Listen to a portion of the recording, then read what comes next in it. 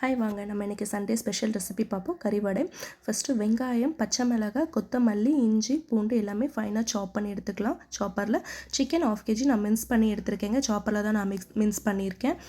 நல்லா அதை பிசைஞ்சு விட்டுட்டு அதுக்கு தேவையான அளவு உப்பு, cornflour, red chilli powder, garam masala, கஸ்தூரி மேத்தி ஆட் பண்ணிவிட்டு 2 எக்கு பீட் பண்ணி வச்சுருக்கேன். அதையும் நான் ஆட் பண்ணிக்கிறேங்க. நல்லா பிசைஞ்சு விட்டுட்டு ஸோ தேவையான அளவு கடலை மாவு இருக்குது இல்லைங்களா, கடலை மாவு கொஞ்சமாக ஆட் பண்ணிக்கலாம். ஆட் பண்ணி நல்லா பிசைஞ்சு விட்டுட்டு ஒரு 10 மினிட்ஸ் நல்லா ஊறட்டுங்க. ஸோ அதுக்கப்புறமா பேன் அடுப்பில் வச்சுட்டு அது கொஞ்சம் சூடானதுக்கப்புறமா எண்ணெயை கொஞ்சம் ஊற்றிட்டு, இது டீப் ஃப்ரை பண்ண போகிறது கிடையாது நம்ம. ஸோ அதனால் தேவையான அளவு எண்ணெய் மட்டும் ஊற்றிட்டு வடை நான் ஸ்பூனில் தான் எடுத்து போட்டிருக்கேன். ஸோ சின்ன சின்னதாக வடை மாதிரி நம்ம ஒரு 4 வடை நான் தட்டியிருக்கேங்க. ஸோ இது பார்த்திங்க அப்படின்னா நம்ம சிம்மில் தான் வேக வைக்கணும். நல்லா வெந்து வரட்டோங்க.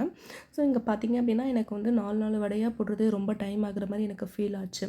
ஸோ அதனால் நான் நல்ல ஒரு பெரிய தவா வச்சுட்டு சேம் டைம் ஒரு 10 வடை கிட்ட நான் தட்டியிருப்பேங்க. ஸோ இந்த மாதிரி வடையை சிம்லேயே வேக வச்சு எடுத்து ஸோ இதை நான் சர்வ் பண்ணியிருக்கேன் வித் மின்ட் சட்னியோட. ஸோ குழந்தைங்கள்லேருந்து பெரியவங்க வரைக்கும் எல்லாம் ரொம்ப விரும்பி சாப்பிட்டாங்க.